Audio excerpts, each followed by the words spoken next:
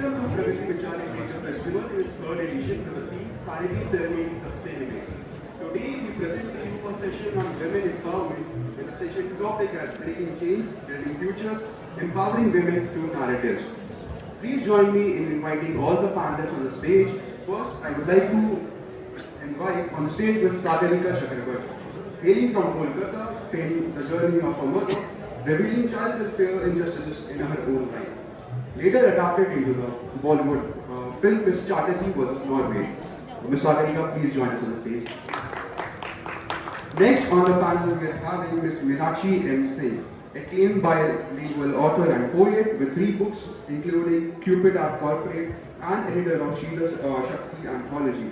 A crusader for gender equality, she founded Shida Shakti Women and Writers of India Communities. Ms. Meenakshi, it's an honor to have you here.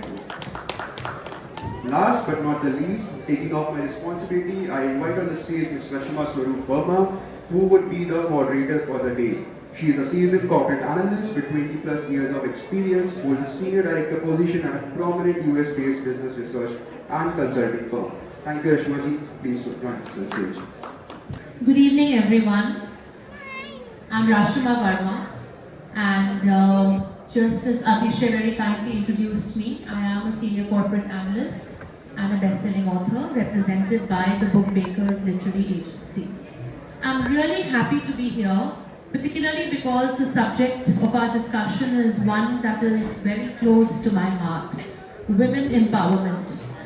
And I really want to start this session, open the session actually, with some food for thought for all of you.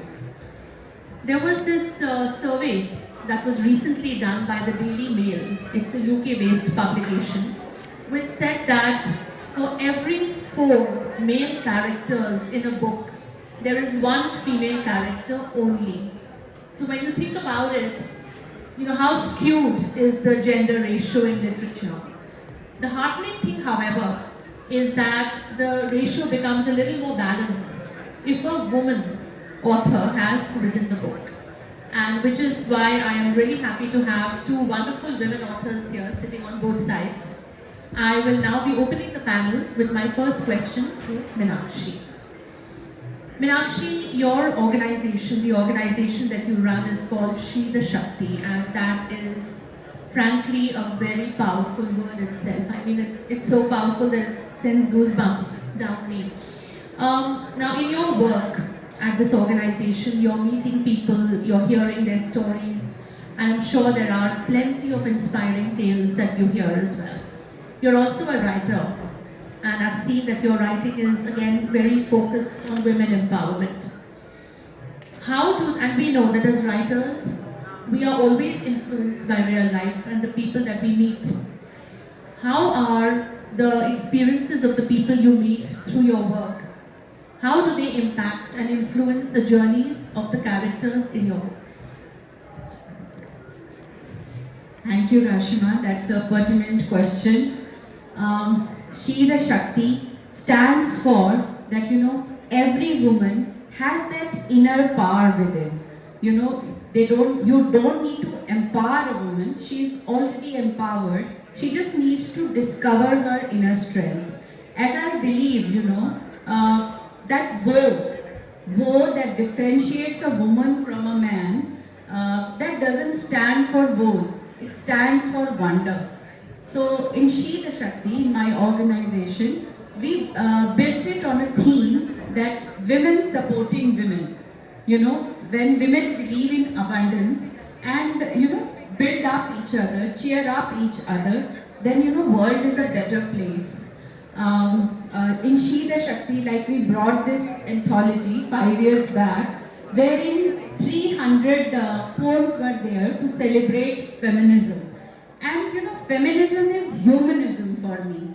I'm not saying that women should need an extra advantage to sustain in this world, but they just need their equal space. They need to claim their own ground. As I believe, in history, the more stories are written from a male's point of view. As we say, it's his story. Now it's time to write her story. From a woman's point of view, because I don't think that ink has a gender, right? And if women can create another human being, they can give birth to another human being, they can definitely create art. They are thinkers, but in our history we do not find enough evidence for that.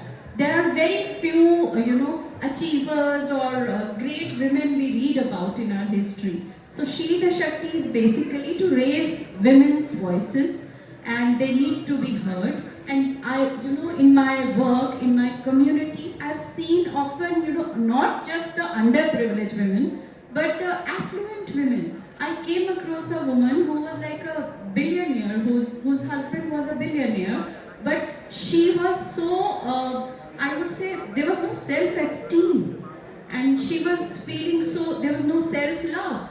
She needed to be heard. So through our organization, we try to give them a voice of their own, and make an identity of their own. So it's very important that their voice needs to be heard, and through my community and through my other work on literature and in my books also, I try to portray women, as a equal person, equal individual who has a voice. And I think when we talk about equality, let's admit it, that there is a huge gap that has existed for centuries. And so we do, as women, as contemporary women, have a lot of catching up to do. Definitely. Which is why, Definitely. even though I have been accused of being a feminist many times, I really don't know the meaning of feminism per se. What I believe in, just like you, is equality. That's what we're looking for. It's not being having that upper edge. No, I respect men, I respect women, and we all need like an equal space for all of us.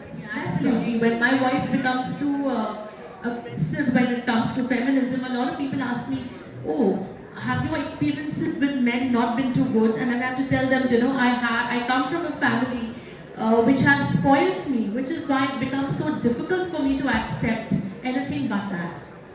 I don't like the fact that feminists are seen as angry women. Feminism is a happy woman who embraces her own womanhood, and we all are a composition of yin and yang, equal masculine and feminine energy. I just need those energies to be balanced. That is actually a That is scientific a fact, fact. what you said.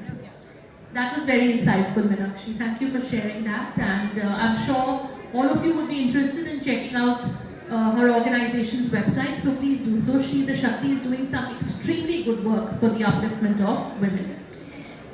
So that brings me to Sagarika, and even though this is the first time I've met you, Sagarika, I think your story has touched my heart the way it has touched millions of hearts, Now, your book, The Journey of a Mother, please do pick it up and show it very proudly to the audience here. So this book that Sagarika has authored is called The Journey of a Mother. It's been represented by the bookmakers and published by Vishwakarma Publications. The book was recently adapted into an award-winning film with stars Rani Mukherjee in the lead role. I'm sure some of you have watched the movie. It's called Mrs. Chatterjee versus Norway.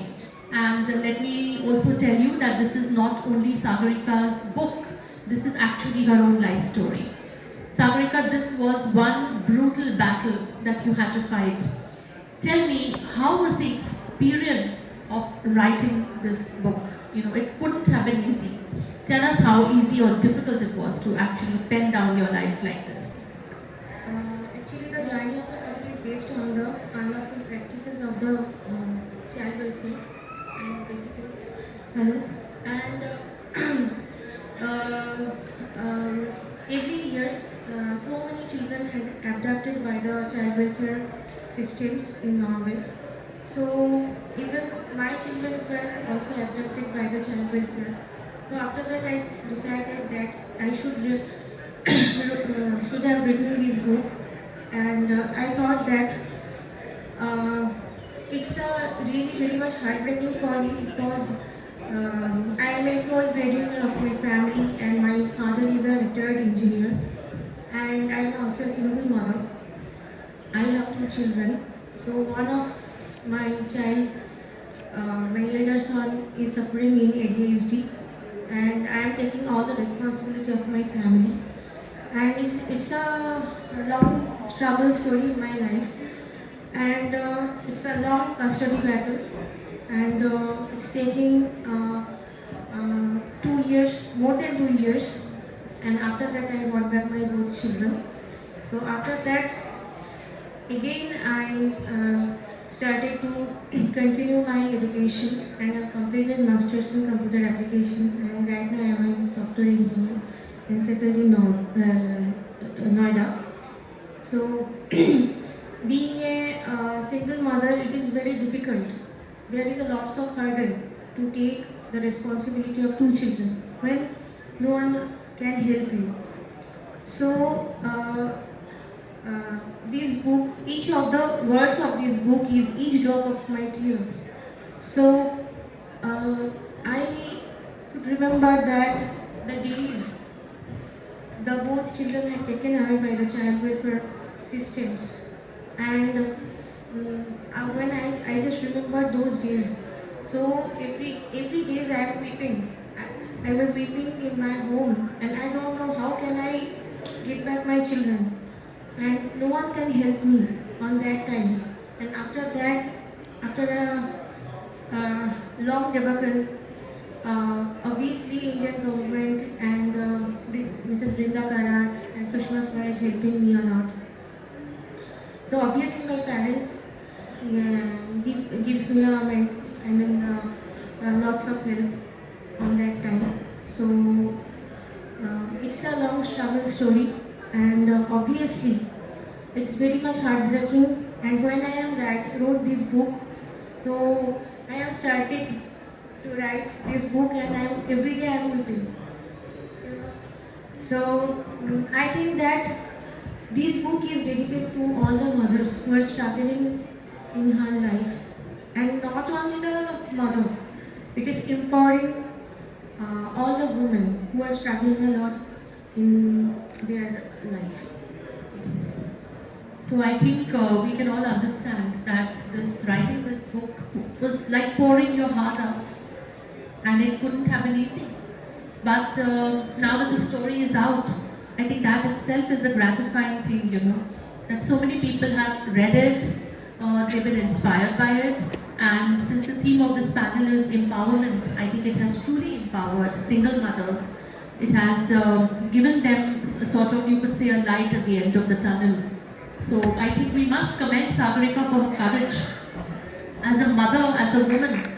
Yeah, let's just give her a big round of applause. I mean, this is one brave woman right here. I don't think I would have been able to show that kind of courage that she has shown. So really, we're all so proud of you. Meenakshi, I think that was overwhelming, because I know that you have also watched the movie, you've read her book, so I think all of us have been extremely... True story of resilience. It is. Your new book is ready to come out, and my heartiest congratulations. It's called Cupid at Corporate. It's a very interesting word. And why I find it all the more interesting is because I've spent close to 20 years in the corporate sector myself. As a woman who has spent so much time in the corporate sector, I know that gender bias is not a myth, right? It exists.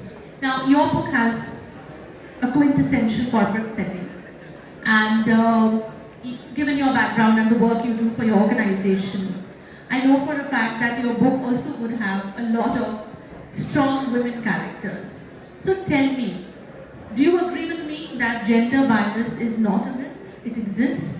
And if you do, are any of the characters in your book impacted by those problems?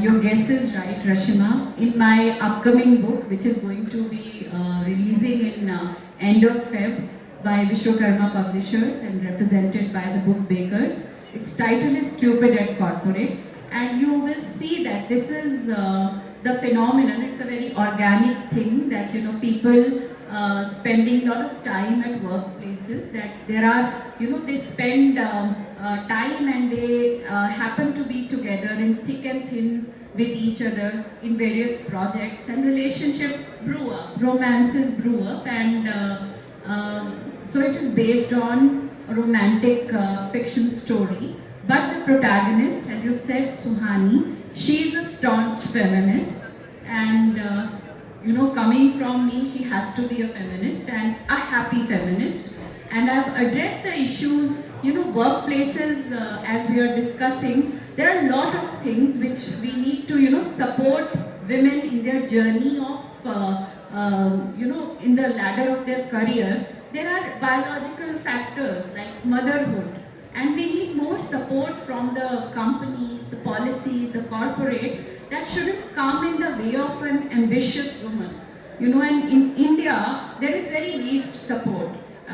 It's a hard thing, but in my own career, I was in IT earlier, and during motherhood, there is minimum support to pursue the career. So we need to make such policies which support a woman. And it's a biological thing. It's a woman gives birth to another human being, and we need support for that. One is that.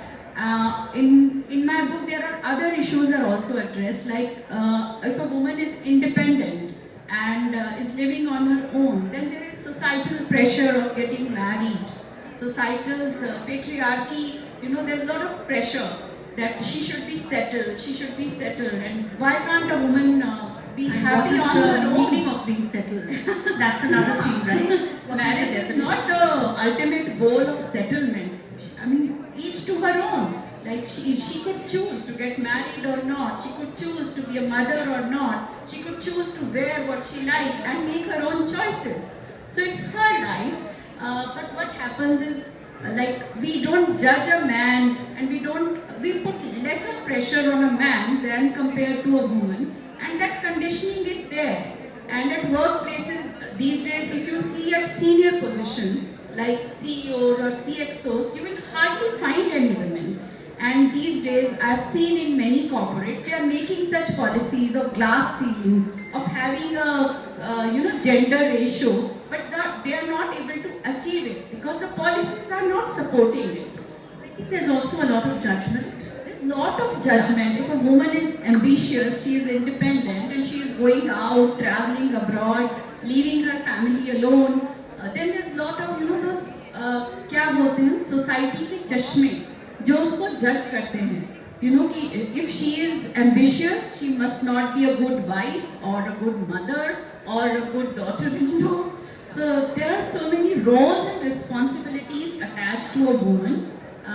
If a man is ambitious, he is seen in a very high regard. But a woman is ambitious, she has to face the challenges of the society, the judgment from the society. Judgment, and I think there's a lot of guilt that Yes, still that not in being us. there for the Yeah. kids, not being there for the family. And I just recall yesterday I was part of a panel where we were discussing the journey of women artists. And being a woman, and that to an artist in India, is a story of resilience. If she is following a path of like a stereotypical path of becoming a doctor, engineer, anything, then it's okay. But if she is trying to become an artist, breaking a unknown path, then it's lot of struggle is there. She'll be seen, अच्छा अब writer बनोगी, अब painter बनोगी, अब musician बनोगी, या अब stage पर जाओगी. These kind of isms are connected, and we need to really see both genders with equal, I agree with you. perspectives. That's a very interesting perspective, and I'm really glad that you talked about the glass ceiling, because I see that all the time. What is really strange is that you see a lot of women joining the workforce, but you don't see them at those very senior levels, which means somewhere along the way, they're either giving up on their dreams or they are being pushed into giving those up. So that is something I think we should all think about. We as a society need to help them, aid them as families. Like if there's parents and mother-in-laws and father-in-laws all need to become one to, aid the woman if she is dreaming of something rather than judging her on the way. Absolutely. Sagarika, my next question is for you. Now, because Meenakshi and I were just talking about judgment. Now, you fought this battle, and I know that there was a lot of judgment also out there. And it was a brave battle because you were fighting an entire system which had been designed to constantly judge a woman, a mother, and everything that she did. Do you think our society has been conditioned to constantly judge women? And are we, as women, being judged more than men? Yes, obviously. Constantly, I think that in Indian society actually is kind of a patriarchal society. That every time, whatever you are doing, so everybody, male or woman, whatever, people can judge you. So why you are doing, what you are not doing that. Give an example that some of my relatives are talking when this situation was happening on that time. Why you are not staying with your husband and in-laws family? So I told them that you don't know the story on this situation when I was in Norway. They are asking me lots of questions and they are just several questions they are asking on that time when the children had taken away. Why the children was being taken away by the child welfare? Why? What are you doing? So many things. And my husband and in-laws family, every time they are just maligned against of me. That why you are doing your bad mother, you are doing that. So I am just want to try to prove that I am a mother, whatever, I am good or bad, I don't know. But I am taking responsibility of my both children. So my husband is not taking the responsibility of my children. So still, he got the citizenship in Norway. Right now, he was staying there and he didn't keep any kinds of a relationship with me and my children. So how could he told against him? How could he just malign against of me that I am a bad mother? So women are keeping their child in 9 months in womb. So think about that. So such kind of a tolerance, the situation was coming every woman's life. So after that, the woman raised their kids, and after that, the whole responsibility are taken by the woman. So after the children are growing up, they are just all the education and whatever. The mother are taking all the responsibility of the children. So think about that. So still now, the society always judging a woman. That I don't know. Still now, I am right now settled in Noida. So some of my relatives they ask me that why you are staying in Noida and your children are staying with your parents. So first of all, I have lots of financial problem on that moment. So after that, I just go ahead in my career, and after that, I am settled in Noida, and I am earning a better, earning a lot. So I think that right now I can capable to take care of my children. So financial problem is the main thing everybody's life. So when you are the sole breadwinner in your family, so think about that from that perspective. Absolutely. And I think at the end of the day, why should we even have to answer those questions is the point. Why is it that we are put on the stand and asked to justify everything that we decide for our own lives? I mean, this is your life, this is my life. I think we have every right to take those decisions. And truly, I mean, that umbilical cord that they talk about, they say it never gets broken. That is a scientifically proven fact. So, really, I mean, I think judgment is something which we need to think about. And the first step, I think, is to stop judging each other. And there, I think, women supporting women will make such a huge difference because we see it all the time. Half the questions that are hurled to us, maybe more than half, are hurled by other women. So the day we stop doing that and we become a little more loyal to our own gender, I think there will be a paradigm shift in the way the rest of the world looks at us. Just to add to it, I hear so many times in forums, very established women proudly saying that, you know, in my family, I was raised like a son. How ironical is that? You know, they can't raise a gender as per the gender. Why? Have you ever heard a son saying, I was raised like a daughter? Have you ever heard? No, that will become very shameful. You know? Seriously. So why did they pride in saying that, you know, I was raised like a son? It's the irony of our society. An established woman, an achiever is saying, I was raised like another gender. So it really makes me laugh. And Bharat तब महान होगा जब लड़की लड़के की तरह race की जाएगी और लड़का लड़के की तरह रेस किया जाएगा. To embrace the gender which they are born in and treat them equally at the same time. Yeah. Equally and beautifully and with love, lovingly. Absolutely. And that brings me actually to my next question, which is for you, Meenakshi. And very quickly, could you tell us, you know, I mean, we are all women writers, right? Sagarika, you, me, we're all women writers. Why are we called women writers? When you look at it, there is a whole hashtag now. Hashtag women authors. Hashtag women writing. We don't see hashtag male authors or hashtag men writing. So, and I do feel a little bad for the men because we see a lot of women literature festivals, we see a lot of magazines which are dedicated to women's issues. We don't see that happening for the men, right? So, since we're looking at equality, what are your thoughts about that? I have complete empathy for men. I love all the men in my world, my husband, my father, everybody. You know, and you know, this pseudo-feminism is also happening. That in the name of feminism, there are all kind of extremes. And anti-feminism is there, and there are movements. They say that, you know, they are supporting the female gender, but sometimes it gets too much. And you don't need to rebel to make a harmonious family, as I believe that, you know, every person has an equal balance of Shiva and Shakti, masculine and feminine energy. You all just need to embrace that qualities of that energy. And as you said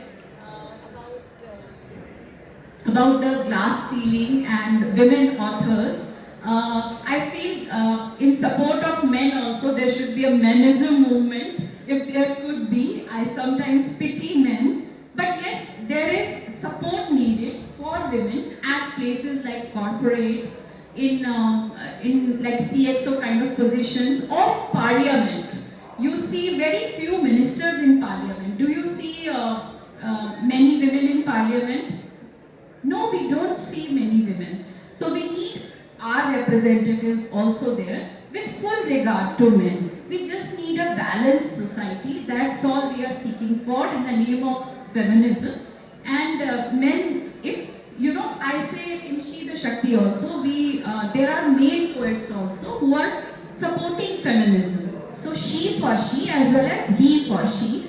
The places are there, like in villages and other places where patriarchy is mostly prevalent. There we definitely need support for women. In parliament, for making decisions in the society, we need more women, and that's why these movements are there. But we don't need to abuse these movements, definitely. Absolutely. And I think when it comes to literature, one very heartening thing that has happened recently is that earlier, if it used to be a thriller book, very often a woman author writing a thriller book would have to write under a pseudonym. Because there was this entire misconception that women can only write romance. And then there were male authors who wanted to write mushy romance books, and they would have to write under a female pseudonym. So thankfully we see that those gaps are being bridged, and things are becoming a little more, the society is accepting, you know, all kinds of books from all kinds of authors.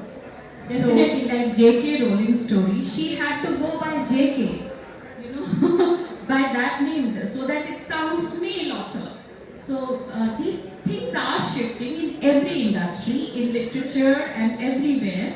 But still, you know, there are places like villages in India, we still need support for women. Definitely. Absolutely. I think a lot of the indicators are so urban in nature that we forget that there's a whole different world that exists out there where I think some of the differences are a little more glaring. And as we said, the judgment needs to be not there at all. And there should be, the patriarchy has to go out from a woman's mind also. Absolutely. Absolutely. That's ironical, but it is there. When it comes to judgment, I sometimes feel that there is this thing which is so underrated, but it should be constantly used. Live and let live. Do your thing and let others do theirs. Sagarika, when it comes to, again, we're talking about judgment, but what I really want to understand from you is there were a lot of people who judged, there were a lot of people who stood in your path, and made things even more difficult. But I'm sure that there must have been some good people out there also. When you were going through this ordeal, were there individuals who stood by you and supported you through that period unconditionally? And also tell us, how did the idea of writing this book come to you?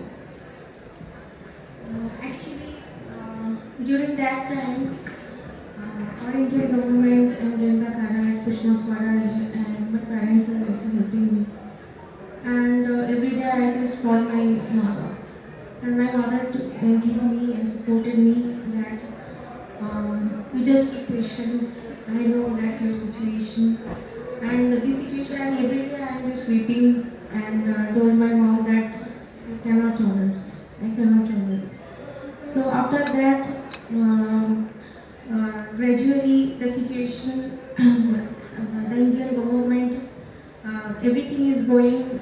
Actually, the different situation was happening when my in-laws family and my husband started to malign against of me, and the inquiry was cancelled. And again, the Indian government took that case, and the children are repatriated to India. And after that, my lost family confiscated my both children again. And after 2 years later, I got back my both children. So obviously, without Indian government support and Brindaji and Rrashima Swaarup, obviously it is very difficult to get back. And what inspired you to put this life experience down into form of a book? I know you wanted people to know about your story, but where did the initial idea come from? And congratulations to you for having done such a wonderful job, and I must also congratulate the book makers, literary agents for representing this book. Yes. Such an important book. An author and a woman shall write up the book. It's kind of upbuilding the nation. So it can render the voice, and as well as it can be astound the world that when the woman writes under attack, so we will fight back. And I think that is the power of the pen. I know it sounds very cliched, but it's true. Sagarika's book is available right now at the Vishwakarma Publications stall, which is just 60 seconds from here. So please do go ahead and get your copies. It's a beautiful tale of courage and fortitude. Okay, and now my last question to you, Meenakshi. In fact, this is a question for both of you. It's not even a question. It's just a little closing thing. I want to close this session before I open it up to the audience. Again, with some food for thought. We opened it with food for thought. We shall close it with that.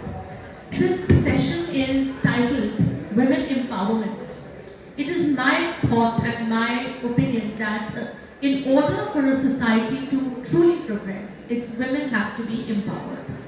Could you address, one by one, address the audience with a few words about why you feel women empowerment is essential for a progressive society? Rrashima, as I said, women, in my perspective, women don't need to be empowered. They just need to be reminded of their power, their Shakti. They are already empowered. If they can give a birth, being a Janani to another human being, they have the innate power. So we can't say that something external is needed to make them empowered, right? And other thing is that a few things as practices a woman needs to follow. Enough self-love, and she shouldn't be guilty of having some dose of self-love. It's not being selfish to have that self-love, to have some financial independence. If she's not working outside, she should have some funds of her own, so that she's not scared of being independent all the time. Third, she should have a tribe of her own. Her supporters, her family, her friends. A tribe, a community always helps. And in She the Shakti, where we are saying that we follow women supporting women, we try to be the support for a woman. Fourth, she could work on her passions, and she should not, feel that judgments perspective too much. She should not take that too seriously. She should live her life, follow her dreams, have a voice, make decisions. और जैसे हम कहते हैं ना कि लोगों का क्या काम है कहना, वो तो कहते ही रहेंगे. And we need to have more stories of resilience in literature. As we are saying, we are building narratives. We need those stories to be out, as Sagarika's story. And I was reading Anarkali's story. I have read 2 books on Anarkali recently, and I was seeing that she was just seen as a courtesan, as a pawn in history, but she was a scholar. And I recently saw Cleopatra's story, and so many stories which are untold. Yesterday we saw 12 women artists' story. So women, we need more literature of resilient women, so that we can get inspired and discover our power within. Absolutely. And since you mentioned history, I will use this opportunity to talk about Carolina, yeah. who is the protagonist in my historical non-fiction. I think a very, very strong woman, a very young girl who, and this is a true story, ladies and gentlemen, this is a true tale of love, war and politics from Indian history. So this is a book which has a very strong female protagonist. What about you, Sagarika? What is your opinion about women empowerment impacting the progress of a nation? You see, a woman is a mother, a wife, and a daughter. So obviously, respect women's and support women's, and obviously, I think that if you support a woman, and education is the main foundation for the woman, because if you make the progress for the woman empowerment, obviously a woman should need to dependent in her own actually. So obviously gender discrimination and is the main barrier actually against of the woman empowerment. So obviously respect women. Respect women. I think that's a beautiful thought. Any questions from anyone in the audience? Sagarika, Meenakshi, me, we're all here. I want to congratulate PVLF for having these addresses on women and strengthening the women's voices, because as many voices will be heard, there will be narratives, there will be inspiration. So I want to thank them for this beautiful initiative of giving this platform where we can, address women's issue. We can talk about women and give her some importance she deserves. Absolutely. I think we all are very grateful to the PVLF team, to Frontlist Media, to the NBT for organizing this and giving us a platform. And it's been a beautiful interaction. I have really enjoyed it. I don't know about both of you because, I think it is a very sentimental story that Sagarika has shared with us. Meenakshi's work, I think, is happily growing by leaps and bounds, which is a very heartening thing also. But I want to thank the audience for being so patient. Yes, I think we have a question. You want to add something? Yes, ma'am. Good evening to all the members sitting on the dais. I am Meenakshi. I am working in an organization women, and we are working with women who are underprivileged as well as overprivileged, because I want to address this audience in Hindi as well as in English, because majority of us are Hindustani. So हम लोग महिलाओं के साथ काम करते हैं, हम लोग उन लोगों को पढ़ाते हैं, हम लोग उन लोगों को लाइवलीहुड ट्रेनिंग देते हैं, and I would like to salute Sagika ma'am, because I know the pain, the suffering women go, क्योंकि घरेलू हिंसा, actually ma'am we are also working legal counselling, I am legal counsellor, so I work basically with domestic violence survivors, so I know the pain and suffering people go through. हो सकता है कि घरेलू हिंसा लोगों के लिए बहुत बड़ा छोटा शब्द है, घरेलू हिंसा में बहुत चीज़ आती है. It's not necessarily physical. It can be verbal, it can be emotional. अगर किसी ने किसी को जोर से बोल भी दिया कि आप स्कूल नहीं जा सकते या कॉलेज नहीं जा सकते, वो भी एक घरेलू हिंसा होता है. रिस्पेक्ट वुमेन बहुत बड़ा वर्ड है मैम, एक्चुअली सॉरी मैं इस चीज़ में अग्री नहीं करूँगी, ये बहुत बड़ा वर्ड है रिस्पेक्ट वुमेन, क्योंकि वुमेन को रिस्पेक्ट करने के लिए पहले इंसान को खुद को रिस्पेक्ट करना पड़ेगा, तभी जब तक मैं अपने आप को रिस्पेक्ट नहीं करूँगी मैं सामने वाले को क्या रिस्पेक्ट दूँगी. Absolutely. Absolutely right. Very, very profound thought. I think it's more about respecting each other as human beings. You know, there should be, it should be a reciprocal process. And secondly, ma'am, talking about women empowerment does not only belong to the high status women, it also belongs to each and every person who has been born as a female in this world. Because जितना अधिकार एक मजदूर के बच्चे को होता है, उतना ही अधिकार एक बिजनेस वुमेन की बेटी को भी होता है. डिफरेंस ये है कि हम पहचान नहीं पाते, वी जस्ट अपने आप को ही इतना इम्पोर्टेंस देने में बिजी हो जाते हैं कि सामने वाला क्या कर रहा है, क्या बोल रहा है, क्या करना चाह रहा है, is nothing in front of us. Thank you. Rightly pointed कि अब्यूज सिर्फ फिजिकल नहीं होता है, मेंटल भी होता है, इमोशनल भी होता है, और इमोशनल का इम्पैक्ट कहीं ज़्यादा होता है. फिजिकल तो ठीक, फिजिकल घाव ठीक हो जाते हैं, मेंटल घाव को बहुत अरसा बीत जाता है ठीक होने में. तो we need to work on our inner, you know, our thinking as a society, so that we embrace both genders equally as is they are. Thank you for sharing that, and I think Thank what you. is most heartening is that young people like you are doing such tremendous work. That's very commendable.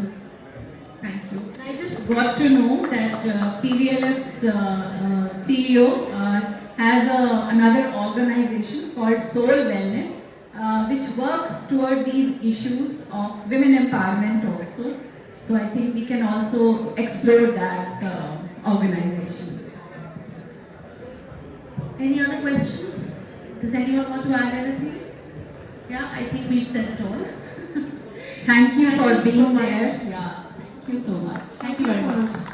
Thank you so much. On the behalf of Team PVLF, it was an honor to be able to host such wonderful ladies. Now I would like to welcome Mr. Kapil Gupta, Festival Director, to felicitate the panelists. Thank you, Rrashima, for such good session of questions. Wait करा ना, wait करा, photo click करा, रुकने के लिए बोल दिया करना.